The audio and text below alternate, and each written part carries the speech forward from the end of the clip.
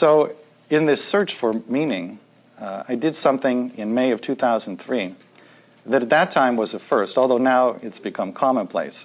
And that is, I had a session with a psychic medium. It actually took place on May 7th of 2003, and I remember the date specifically because that was the day on which my life changed.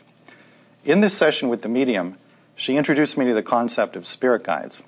That is, highly evolved, non-physical beings with whom we plan our lives before we get here, and who then guide us through our lives after we're here. And through this medium, I was actually able to speak with my spirit guides.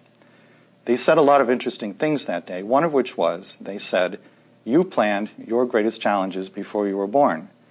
And I just kind of shook my head and sighed, and I said, "Why in the world did I do that?" And they said, "You did this for purposes of spiritual growth." So we went on and we talked a little bit about what some of my challenges had been and why I had actually wanted, before I was born, to have these experiences.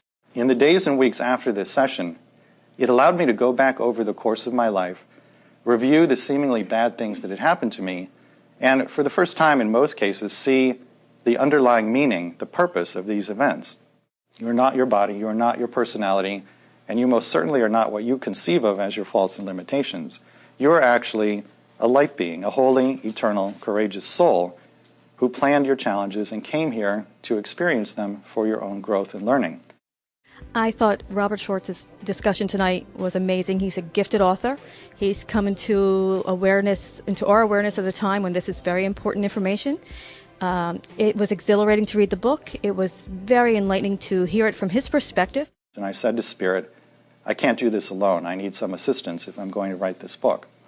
And within a very short time of making that statement to the universe, 4 very, very gifted mediums and channels showed up who, not coincidentally, have the exact collection of skills that I needed in order to research pre-birth planning.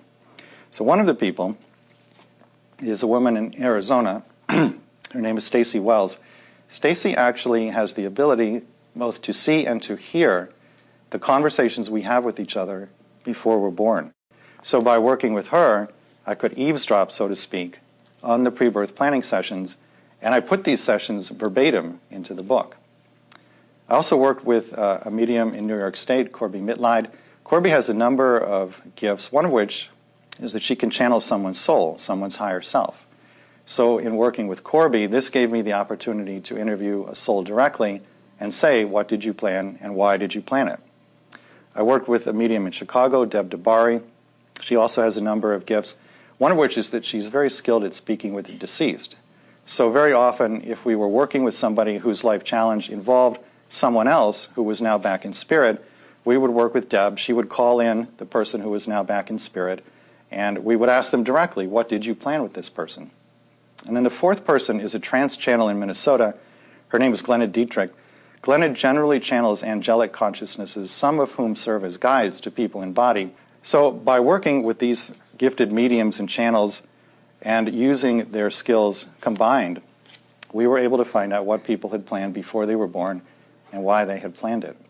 There's a chapter on the pre-birth planning of deafness and blindness. And in this chapter, I share the story of Penelope. She's a young African-American woman in her mid-20s. She was born completely deaf in both ears.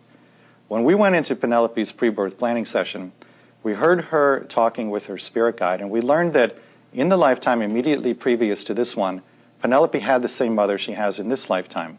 And in that past life, Penelope heard her mother shot to death by the mother's boyfriend. Now, she was a young child when this happened. She didn't actually witness the murder, but she was within hearing range and she heard the gunshots that killed her mother. As you can imagine, she was quite traumatized by that, and in fact, it actually led her to commit suicide in that lifetime. So Penelope has what you might call an energy of unresolved trauma, which now needs to be healed. When we go into the pre-birth planning session, we hear her and her spirit guide talking about this.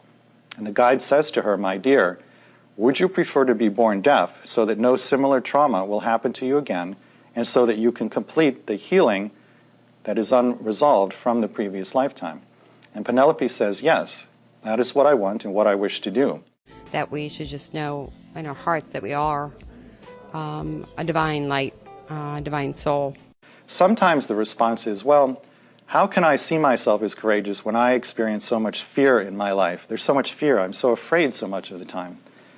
I think the answer to that question is that you all knew before you got here that fear was going to be part of the package. You couldn't not know that.